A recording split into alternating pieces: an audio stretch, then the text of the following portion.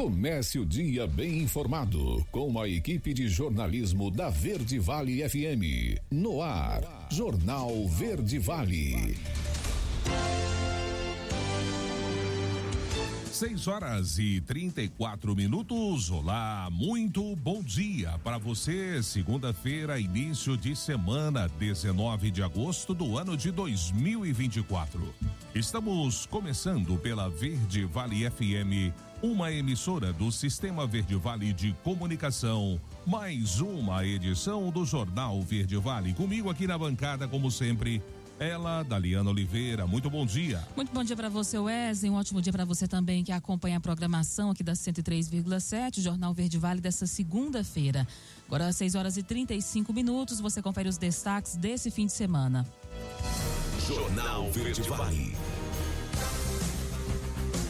Eleições 2024. O TRE cria app em parceria com a UFG para identificar fake news. Goiás pode registrar temperaturas acima de 40 graus nos próximos dias, é o que diz o INMET. Mega Sena acumula e prêmio vai a 65 milhões de reais. Enem dos concursos, cerca de 1 milhão de candidatos fez as provas, diz ministra da Gestão e Inovação. Eleição tem 103 mil candidatos a menos do que em 2020, uma queda de 18%. Governador Ronaldo Caiado troca comandantes de 7 colégios militares após denúncias. Arthur Lira envia à CCJ 2 PECs que limitam o poder do STF após corte manter emendas suspensas. Brasil registra em uma semana mais casos de dengue do que 21 países das Américas. Os detalhes destas e outras notícias você vai conferir a partir de agora aqui no Jornal Verde Vale. A notícia em primeira mão. Jornal Verde Vale. Jornal Verde Vale. Verde Vale. Notícias do Brasil. 6h36. Uma ótima manhã de segunda-feira, uma excelente semana para você que a partir de agora passa a acompanhar mais uma edição do Jornal Verde Vale. A ministra da Gestão e da Inovação, Esther Dweck, afirmou na noite deste domingo que cerca de 1 milhão de candidatos realizou as provas da primeira edição do concurso público nacional unificado. Segundo ela, os dados são completamente divulgados nesta segunda-feira. Mais de 2 milhões de pessoas estavam habilitadas a participar das provas aplicadas ao longo desse domingo. A ministra afirmou que o número de comparecimento estimado pela organização do concurso está dentro da expectativa. A estimativa, de acordo com Esther Dweck, era de que a abstenção ficasse em torno de 52% e 53%. A ministra argumentou que o índice está abaixo de outros certames recentes, como o concurso para servidores do Banco Central, que teve 62% de abstenção. Conhecido como Enem dos concursos, o certame é o maior em número de inscritos já realizado na história do país. As provas foram divididas em 2 etapas, aplicadas ao longo deste domingo em mais de 200 cidades. O concurso reúne pela primeira vez mais de 6 mil vagas em 21 órgãos federais. O gabarito oficial das provas vai sair somente na próxima terça-feira. O cronograma prevê que as notas dos candidatos devem ser conhecidas em 8 de outubro. Os resultados em 21 de novembro. A posse dos aprovados no primeiro concurso unificado do país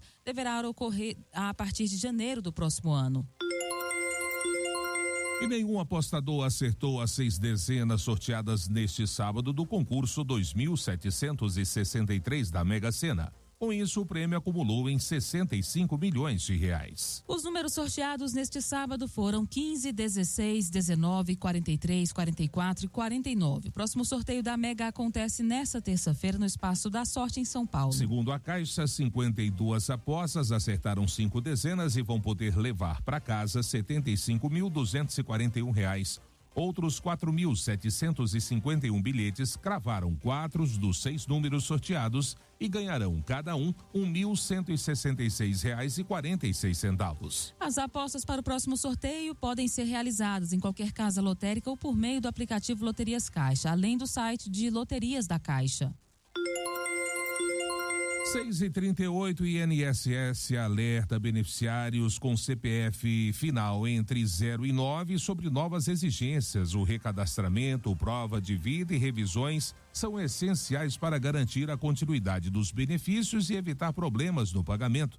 Vamos saber dos detalhes com a Mireia Vitória. O Instituto Nacional de Seguro Social, INSS, emitiu um comunicado urgente para beneficiários com CPF final entre 0 e 9, destacando a necessidade de atenção às novas exigências de recadastramento anual, prova de vida e atualização cadastrais. O recadastramento anual é uma medida adotada pelo INSS para garantir que os dados dos beneficiários estejam atualizados, evitando fraudes e assegurando a correta distribuição dos benefícios. O advogado especializado em Direito Previdenciário, o Biratã Dias da Silva, explica sobre o não cumprimento dessas exigências. Caso o beneficiário não atualize as informações conforme solicitado, eles podem enfrentar problemas com a continuidade do pagamento, a falta de atualização, pode estar em suspensão do benefício ou dificultar no processo de futuro pagamento. Além do recadastramento, a prova de vida anual é fundamental para confirmar que o beneficiário está vivo e ainda precisa do benefício. Ela pode ser feita presencialmente nas agências bancárias ou por biometria facial, pelo aplicativo Meu INSS. Para quem tem dificuldade de locomoção, é possível solicitar uma visita domiciliar.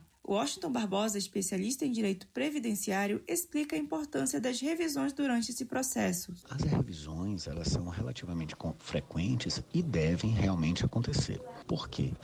Tem de se garantir que somente aquelas pessoas que têm direito estejam recebendo benefício. Porque, gente, na hora que eu concedo o benefício para uma pessoa que não atende os requisitos, além de ser uma grande injustiça, você está tirando o recurso que poderia estar sendo alocado em outra política pública. Beneficiários devem garantir que as informações como endereço e telefone estejam corretas no sistema do INSS. Washington Barbosa explica como se antecipar durante esse processo. O que você pode fazer para se antecipar é atualizar o seu CAD único, o cadastro único, que é feito lá no CRAS, no Centro Regional de Assistência Social, mantido pela sua prefeitura ou pelo seu estado. Então você tem que ir lá, preencher aquele formuláriozinho, onde você coloca seu nome, seus dados pessoais, os dados de quem mora com você, diz se você tem algum bem, se você tem alguma renda, presta lá todas as informações. Esse cadastro, ele deve ser atualizado pelo menos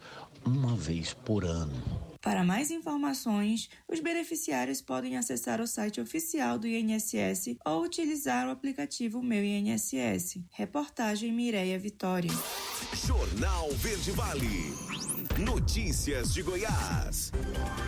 6h42. O avanço de ferramentas de computação gráfica tem permitido a manipulação de imagens e áudios de maneira cada vez mais realista, facilitando que informações falsas sejam compartilhadas na internet. Para combater isso, o Tribunal Regional Eleitoral de Goiás desenvolveu em parceria com o Instituto de Informática da Universidade Federal de Goiás, a UFG, um aplicativo capaz de analisar vídeos, áudios e posts na internet que possam ter sido criados para gerar notícias enganosas sobre candidaturas e o processo eleitoral brasileiro. De acordo com o diretor do Instituto, Eliomar Araújo de Lima, o aplicativo fará uma análise automatizada do material suspeito a partir de ferramentas de inteligência artificial. Após esse processamento, a ferramenta irá gerar uma pontuação de 0 a 100. Quanto mais próximo o material analisado se aproximar da nota máxima, maior é a chance de ele ser uma fake news ou um conteúdo distorcido. O aplicativo foi lançado nesta sexta-feira em Goiânia e recebe o nome de Iguaia, em referência à inteligência artificial, ao Rio Araguaia e também os povos originários que habitavam o estado. Mas, segundo o TRE Goiás, por se tratar de um projeto piloto e pioneiro no país, nesse primeiro momento não será disponibilizado para a população, somente para membros da Justiça Eleitoral.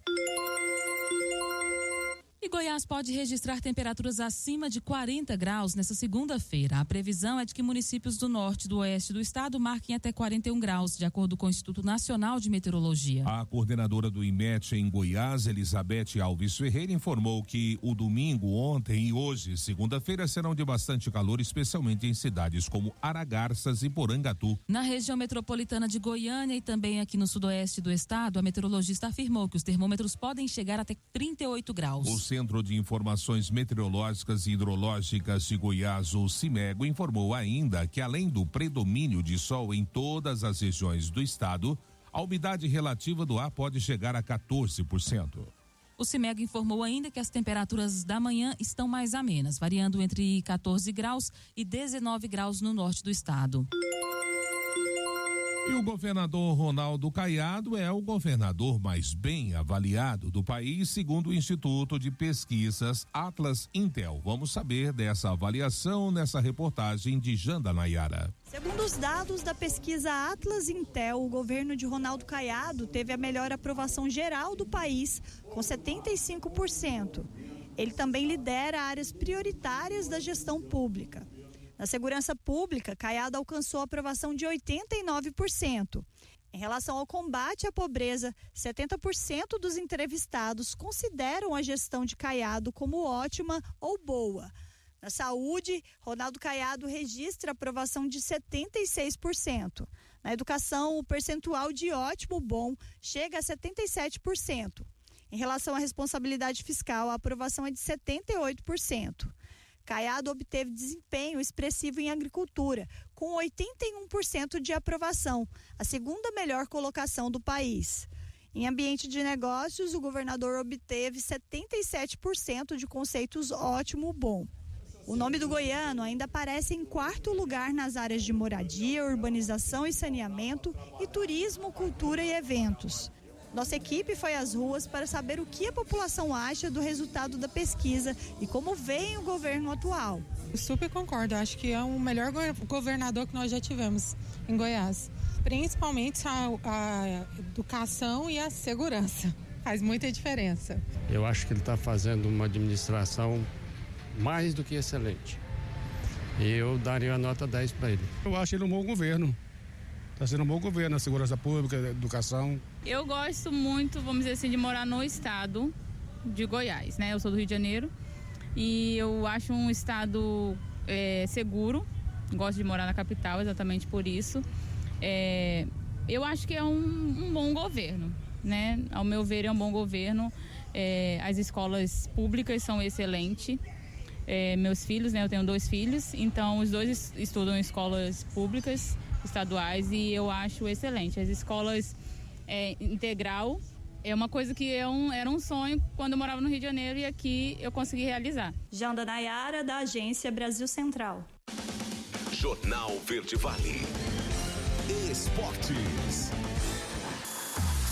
6h46. E fim da seca. O Atlético Goianiense conseguiu acabar com o jejum de 15 partidas sem vencer, com direito a 3 derrotas consecutivas, ao ganhar do Internacional por 1-0 na tarde desse domingo no Antônio Ascioli, pela 23ª rodada do Campeonato Brasileiro. O gol da partida saiu com Hurtado aos 22 minutos do segundo tempo. Thiago Maia tentou um passe de 3 dedos dentro da área, mas errou e a bola ficou com Jorginho. O camisa 18 tocou para Hurtado, que superou o Rocher e garantiu os 3 pontos. Os colorados até tentaram buscar o empate, mas Alário falhou nas 2 oportunidades que teve. Com o resultado, o Atlético Goianiense soma agora 15 pontos. Continua como lanterna do Brasileirão. O Inter tem 25 e ocupa o 12º lugar. Criciúma e Vasco ficaram no empate por 2-2 nesse domingo, pela 23ª rodada do Campeonato Brasileiro. Os donos da casa abriram o placar com Bolazzi, mas o Vasco reagiu e virou com gols de David e Ryan, ainda na primeira etapa. Na reta final do confronto, no Heriberto Rios, Bolazzi voltou a marcar, fazendo seu 3º gol sobre o Vasco este ano e carimbou a igualdade no placar final. Com o empate, o Criciúma sobe 2 posições na tabela do Brasileirão e agora é o 13º colocado. O Juventude, na 14ª posição, joga às 18h30 contra o Atlético Paranaense, né? Aliás, já jogou. E o Vasco, por sua vez, segue na 10ª posição. O Criciúma volta a campo no próximo domingo em casa para encarar o Grêmio pela 24ª rodada da competição. O Vasco, por sua vez, recebe o Atlético Paranaense em São Januário no dia 26. Jornal Verde Vale. Agronegócios. 6h48. O mercado de boi gordo foi pautado pela continuidade do movimento de alta nos preços da arroba por todo o Brasil ao longo da última semana. Segundo o analista de safras e mercado Fernando Iglesias, as escalas de abate dos frigoríficos seguem apertadas, o que pode contribuir para novos aumentos nos preços, embora de forma mais comedida. Vale lembrar que o mercado deve receber uma boa quantidade de animais confinados nos próximos meses, o que pode inviabilizar altas mais contundentes dos preços da arroba do boi gordo, trazendo maior conforto nas escalas de abate de frigoríficos de maior porte. Iglesias comentou ainda que o mercado atacadista manteve preços firmes, muito embora a perspectiva seja para menores movimentos de alta nos próximos dias, uma vez que a segunda metade do mês é pautada por um menor apelo ao consumo. Os cortes do dianteiro do boi fecharam a semana cotados a R$ 13,15 o quilo, um avanço de 1,15% frente aos R$ 13,00 praticados no fim da semana passada. Já o quarto traseiro do boi seguiu cotado a R$ 17,20 por quilo. A notícia em primeira mão. Jornal Verde Vale.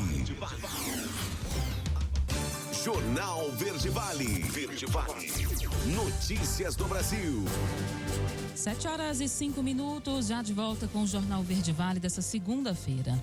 O presidente da Câmara, Arthur Lira, enviou para a Comissão de Constituição e Justiça, nesta sexta-feira, 2 propostas de emenda à Constituição que limitam o poder do Supremo Tribunal Federal. O movimento ocorreu após a Corte formar maioria no plenário para manter a decisão do ministro Flávio Dino de suspender todas as emendas parlamentares impositivas. O magistrado exigiu que o Congresso crie regras para a execução desses recursos, que observem requisitos de transparência, rastreabilidade e eficiência. Uma das PECs de autoria do senador Oriovisto Guimarães do Podemos do Paraná e que já passou no Senado limita as decisões monocráticas de ministros do STF. A outra, apresentada pelo deputado Reinhold Stefanes, permite que o Legislativo suste decisões da Corte pelo voto de 2/3 da Câmara e do Senado. A PEC do Senado veda as decisões monocráticas de ministros que suspendam eficácias de lei e atos do presidente da República, do Senado e da Câmara, exceto durante o recesso do Judiciário em casos de grave urgência ou perigo de dano irreparável. Nessas hipóteses, as decisões vão precisar passar pelo colegiado dos tribunais em até 30 dias após o fim do recesso. Entre os dias 21 e 27 de julho deste ano, o Brasil registrou um número alarmante de casos prováveis de dengue, totalizando 29.423 ocorrências. Esse número é superior ao somatório de casos de 21 países das Américas, que contabilizaram 27.171 novos registros, incluindo Honduras, Colômbia e Guatemala. No total, 83.967 casos foram reportados em 24 nações da região durante este mesmo período. O ano de 2024 se destaca como o mais crítico para a dengue no Brasil, com 6,4 milhões de casos suspeitos registrados entre janeiro e 14 de agosto. Esse total já ultrapassa a soma de registros dos últimos 5 anos. Até a metade de agosto, o país também registrou 5.085 mortes, resultando em uma média de 22 óbitos diários. A faixa etária mais afetada é a de mulheres entre 20 e 29 anos. O aumento significativo nos casos de dengue pode ser atribuído a fatores climáticos e à redução das ações de controle do mosquito Aedes aegypti. A vacinação contra a dengue, que foi incorporada ao Sistema Único de Saúde em dezembro de 2023, é uma das estratégias adotadas para enfrentar a epidemia. Até o momento, foram adquiridas 5.200.000 doses da vacina, além de 1.300.000 doses doadas. Cigarro ilegal. Apreensões da Receita Federal chegam a 815 milhões de reais. Quem traz o destaque dessas ações da polícia para combater esse mal é Bruno Moreira. Cigarro ilegal está entre os campeões de apreensões da Receita Federal no país. Foram recolhidos pelo órgão o equivalente a 815 milhões de reais em 2023, de acordo com o balanço do Contrabandômetro, indicador criado pela Unafisco, a Associação Nacional dos Auditores Fiscais da Receita. Com esses valores, o cigarro ilegal fica atrás só da cocaína no ranking e à frente da maconha, de produtos eletrônicos e de vestuário. Os danos do comércio ilegal para a sociedade são explicados pela auditora fiscal da Receita Federal, Carmen Fantini. Do ponto de vista da arrecadação de impostos, o mercado ilegal retira recursos do poder público, afetando diretamente a sua capacidade de promover melhorias nos serviços oferecidos à população. No aspecto social, o comércio ilegal ocasiona a subprodução por parte das empresas afetadas, já que boa parte da demanda acaba sendo abastecida por produtos falsificados ou descaminhados, vendidos por comércios irregulares. Consequentemente, a perda de vagas formais de emprego. O mercado ilegal de cigarros é um negócio bilionário e rentável para o crime organizado. De acordo com pesquisa IPEC, encomendada pelo FNCP, o Fórum Nacional contra a Pirataria e a Ilegalidade, em 2023 foram comercializados 39 bilhões de unidades de cigarros ilegais. Esse montante equivale a 9 bilhões e 800 milhões de reais. O volume de apreensões é avaliado pelo presidente do FNCP, Edson Vismona. Essas apreensões apresentadas pela Unafisco demonstram o crescente movimento de cigarros ilegais no nosso país. Na verdade, a diferença tributária do Brasil em comparação com o Paraguai faz com que essa oferta seja extremamente vantajosa. Cada vez mais as organizações criminosas e milícias estão se aproveitando disso para ganhar dinheiro, para se fortalecerem, ameaçando a nossa segurança pública. É o consumidor que perde, porque esses cigarros não atendem a qualquer certificação da Anvisa, perde o erário com a brutal sonegação, perde o comércio e a indústria nacionais. A pesquisa IPEC de 2023 aponta que de cada 100 cigarros comercializados no Brasil, 36 eram ilegais. De 2021 até este ano, 24 fábricas clandestinas foram fechadas. Agência Rádio Web. Produção e reportagem, Bruno Moreira. Jornal Verde Vale. Notícias de Goiás. 7h10. O governador de Goiás, Ronaldo Caiado, trocou os comandantes de 7 colégios militares após a coluna revelar um relatório de inteligência que aponta tráfico de influência e pagamento de propina a um deputado estadual em troca de promoções de oficiais nas unidades de ensino. Também foram apurados o superfaturamento da compra de material escolar e um esquema para a escolha de empresas para a formatura dos alunos. Dos 7 comandantes, 5 eram gestores de colégios militares citados pela reportagem. Segundo os investigados, essas 5 escolas estavam sob a influência direta do deputado Coronel Adailton, ex-chefe da Casa Militar de Goiás e agente reformado da Polícia Militar. As mudanças ocorreram em 2 unidades de Goiânia, 2 unidades de Anápolis e uma unidade de Goianápolis e foram oficializadas pelo comandante-geral da Polícia Militar, Coronel Marcelo Granja. O principal alvo do inquérito é o deputado estadual Coronel Adailton, que chefiou a Casa Militar durante o governo de José Eliton. Ele foi eleito pela primeira vez em 2018, com 11.616 votos. Em 2022, Adailton conseguiu renovar o seu mandato pelo PRTB, com 25.600 votos. Secretaria de Estado da Saúde alerta para a vigilância contra a Monkeypox. Vamos saber dos detalhes dessa ação da Secretaria com Eduardo Bernardo. A Secretaria de Estado da Saúde está orientando a população de todos os municípios a manterem cuidados contra a Monkeypox, doença de origem animal transmitida para humanos. A recomendação segue alerta da Organização Mundial de Saúde, a OMS, que anunciou emergência de saúde pública de importância internacional para a doença. A Secretaria mantém a vigilância e monitoramento dos casos, mas garante que até o momento a situação está dentro da normalidade. Goiás tem 84 notificações com 12 casos confirmados, 100 óbitos registrados neste ano. Fique atento. Os primeiros sinais e sintomas da doença são o surgimento de lesões, bolhas e crostas de diferentes formas em todo o corpo, incluindo rosto, palmas das mãos, plantas dos pés e órgãos genitais. Há casos em que a pessoa pode ter febre, dor de cabeça, ínguas, dor nas costas, dores musculares e falta de energia. Qualquer pessoa exposta ao vírus pode se infectar e desenvolver a doença, independentemente de idade, sexo ou outras características. A orientação é para que as pessoas com suspeita da doença mantenham o distanciamento. De Goiânia, Eduardo Bernardo, da Agência Cora de Notícias. Jornal Verde Vale. Esportes. 7h13. E o Palmeiras venceu São Paulo por 2-1 na tarde deste domingo no Allianz Parque. Jogo válido pela 23ª rodada do Campeonato Brasileiro, que ficou marcado por provocação, trabalho do VAR e confusão. O fim da partida ficou marcado por uma grande confusão no Allianz Parque. A discussão entre os jogadores do Palmeiras e do São Paulo se iniciou no gramado e foi até o túnel de acesso aos vestiários das duas equipes. A vitória mantém o Palmeiras na 4ª posição do Campeonato Brasileiro, agora com 41 pontos. O São Paulo caiu para a 6ª colocação com 38 pontos. As duas equipes terão jogos importantes pela Conmebol Libertadores. Na quarta-feira, o Palmeiras recebe o Botafogo no Allianz Parque às 21h30, precisando vencer por 2 gols ou mais de diferença para avançar às quartas de final. Na quinta-feira, às 19h no Morumbi, o São Paulo precisa de uma vitória simples contra o Nacional do Uruguai para se classificar no torneio sul-americano.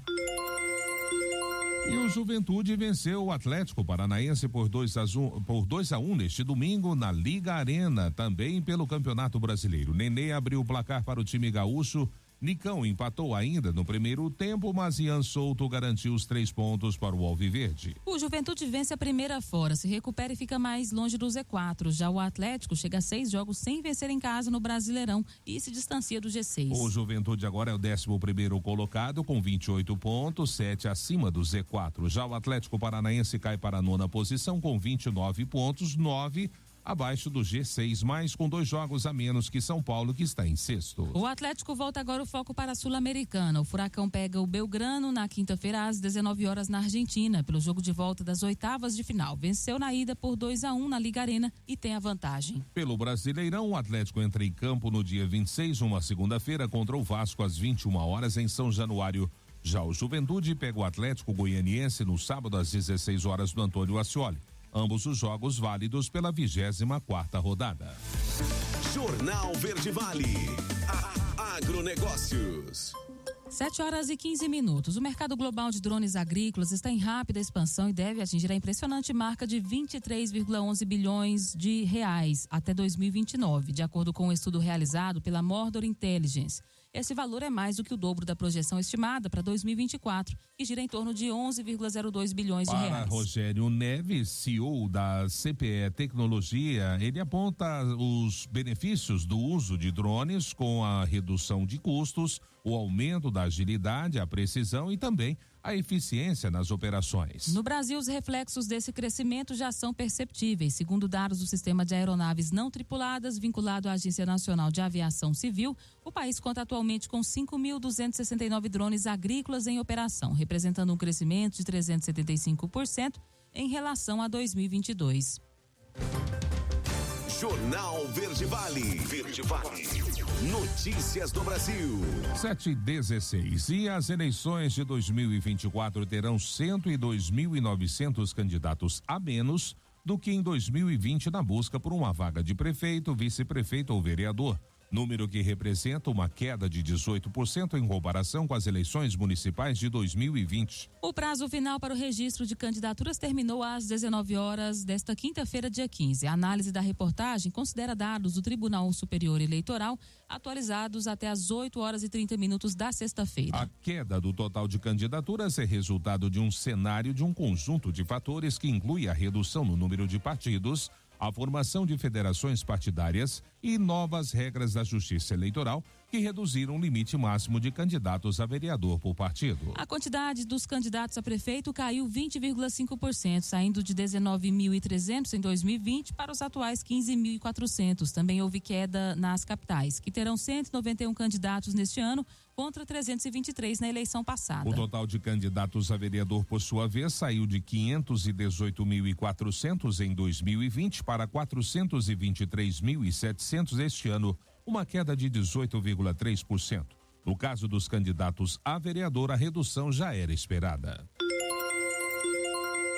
E Silvio Santos é sepultado com ritos judaicos em São Paulo. Os detalhes com Larissa Diamantino. O sepultamento do apresentador e empresário Silvio Santos foi marcado por forte comoção. O corpo foi velado imediatamente ao cemitério israelita do Butantã, seguindo os ritos judaicos conforme o desejo do próprio apresentador, cujo nome de batismo era Senor Abravanel. A família de Silvio Santos divulgou um comunicado lamentando a perda e detalhando os desejos do apresentador para o seu sepultamento. O presidente Lula também expressou seu pesar, decretando luto oficial no país em reconhecimento à importância de Silvio Santos para a comunicação e cultura brasileira. Tem pessoas que não morrem. O Silvio Santos, eu penso que ele não morreu, ele foi fazer uma viagem.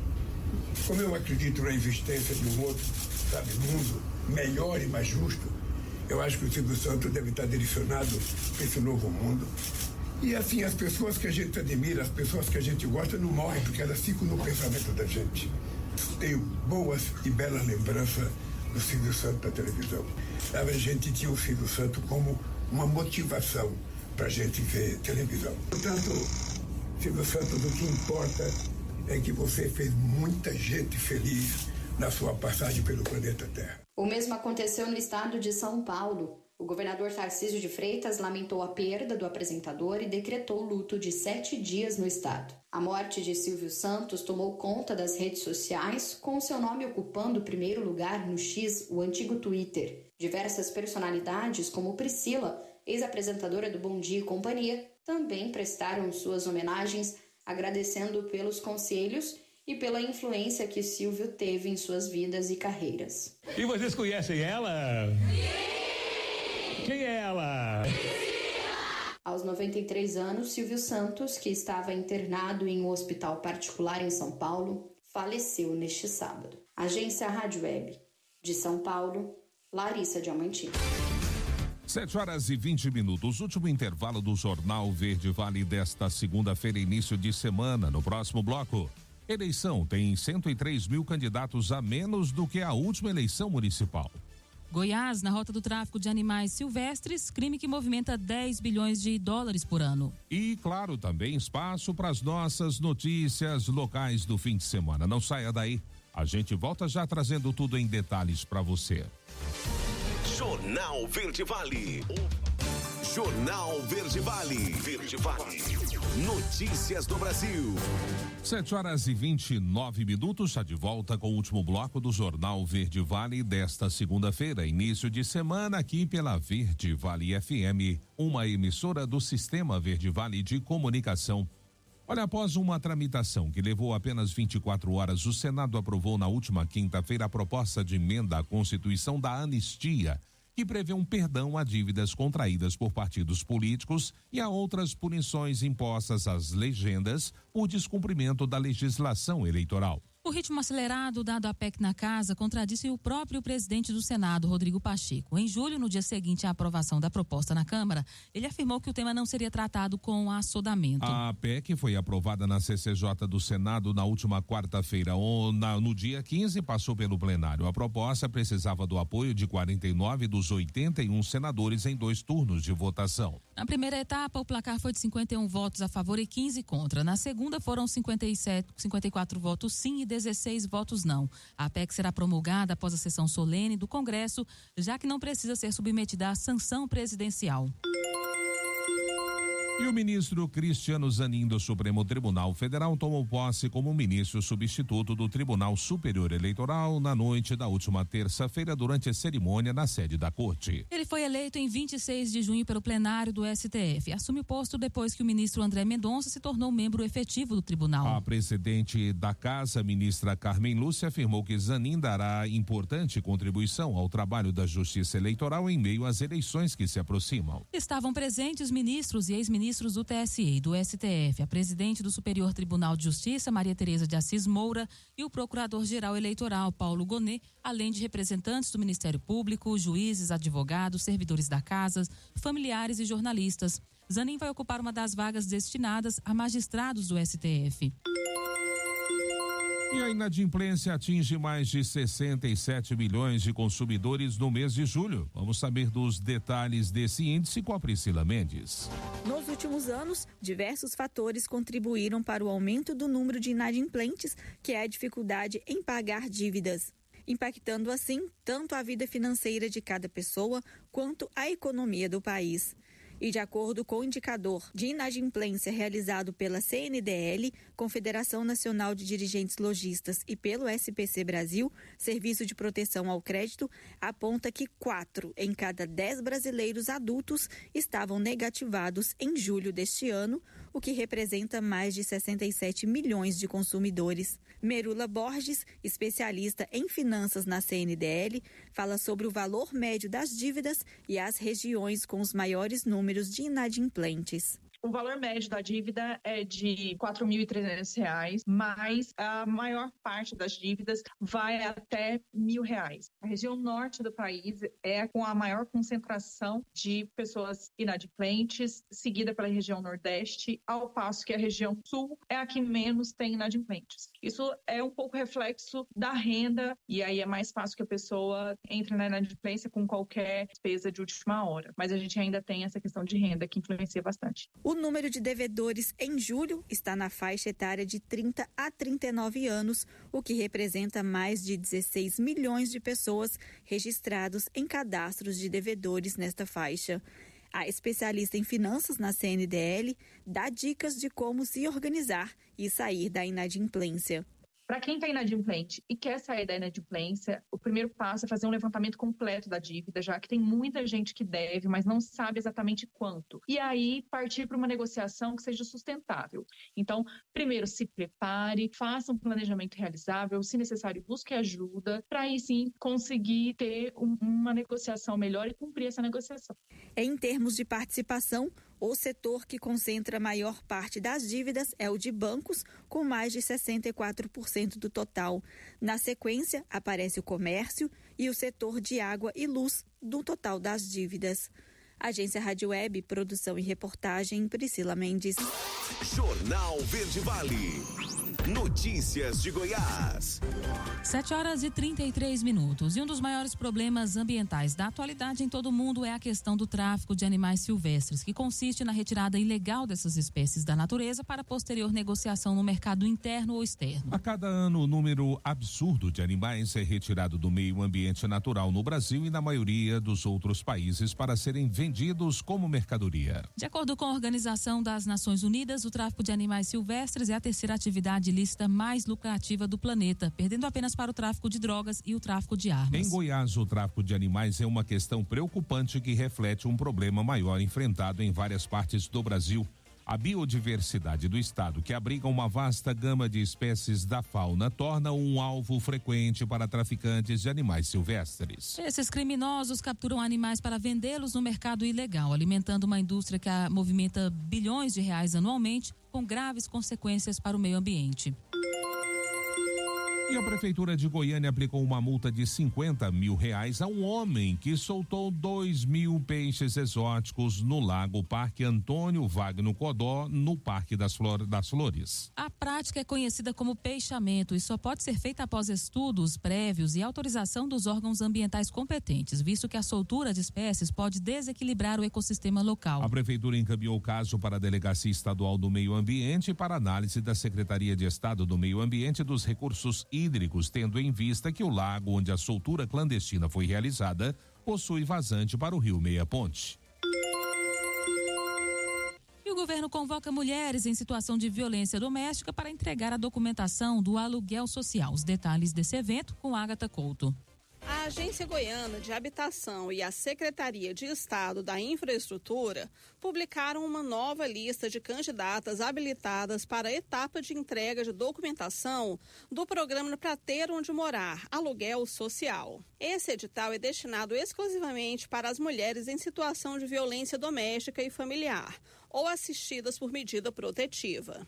As 282 candidatas habilitadas nesta leva terão prazo de 30 dias para anexar documentos comprobatórios de sua situação por meio do mesmo endereço eletrônico. Entre os documentos está o boletim de ocorrência, sentença condenatória da ação penal e relatório elaborado por assistente social, além de medida protetiva emitida por autoridade judicial. Ao contrário da regra geral, o edital para esse público específico não determina comprovação de residência por tempo mínimo em município particular, desde que ele esteja localizado no estado. Após a entrega da documentação, as candidatas serão convocadas individualmente para a ativação do benefício. Mais informações podem ser conferidas no site goiás.gov.br/AGEAB. De Goiânia, Agatha Couto, da Agência Cora de Notícias. Jornal Verde Vale. Esportes. 7h37 e o Botafogo está de volta à liderança do Campeonato Brasileiro e em grande estilo, sem poupar, o alvinegro entrou com força máxima, sobrou fisicamente, engoliu o time misto do Flamengo no segundo tempo e goleou por 4-1, com 2 gols de Matheus Martins, um de Igor Jesus e outro de Mateu Ponte. enquanto que Bruno Henrique descontou para os flamenguistas. E o Glorioso ainda perdeu um pênalti com a Almada. Com muito mérito, o time de Arthur Jorge pegou embalo para a decisão contra o Palmeiras nas oitavas de final da Libertadores. Com a vitória, o Botafogo foi a 46 pontos e tirou a liderança do Fortaleza, que foi a 45 no último sábado. Já o Flamengo fica mais longe da ponta. É ultrapassado pelo Palmeiras e cai para o quarto lugar com 41 pontos. O rubro-negro tem um jogo a menos. Na próxima rodada, o líder Botafogo visita o Bahia no domingo que vem, às 16 horas de Brasília, na Fonte Nova. Enquanto o Flamengo, no mesmo dia, mas às 20 horas, recebe o Bragantino no Maracanã. Jornal Verde Vale. Agronegócios. E o primeiro semestre deste ano registrou um aumento de 9,3% nas áreas tratadas por defensivos agrícolas no Brasil, totalizando mais de 1 bilhão de hectares. Esse crescimento, conforme uma pesquisa realizada pela Kinetec Brasil, a pedido do Sindicato Nacional da Indústria de Produtos para a Defesa Vegetal, Sindiveg, está diretamente relacionado ao desenvolvimento positivo da safra de soja e às condições climáticas enfrentadas no período. Entre janeiro e junho deste ano, o volume de defensivos utilizados no controle de pragas, doenças e plantas daninhas subiu 8,3%. Os herbicidas lideraram o uso, representando 40% do total, seguidos pelos inseticidas com 28%, fungicidas 24%, tratamento de sementes 1% e outros produtos com 9%. 7h39, operação combate fraudes no IPVA de veículos elétricos e híbridos aqui em Goiás. Quem traz os detalhes dessa operação é Marcelo Tavares.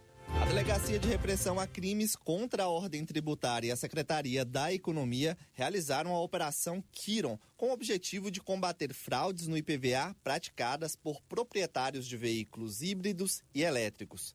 Segundo as investigações, veículos desses modelos estão saindo do estado de Goiás logo depois da compra para estados que oferecem a isenção do IPVA, principalmente o Distrito Federal, pela proximidade. Até o momento, 285 proprietários foram notificados para regularizar suas situações. Nos casos em que não houve a confissão, a Polícia Civil instaurou inquéritos, resultando na intimação de 40 proprietários, com mais de 100 casos adicionais sob análise. Caso as fraudes sejam confirmadas, os envolvidos poderão ser indiciados e responderão por crime contra a ordem tributária, com pena de até 2 anos de detenção.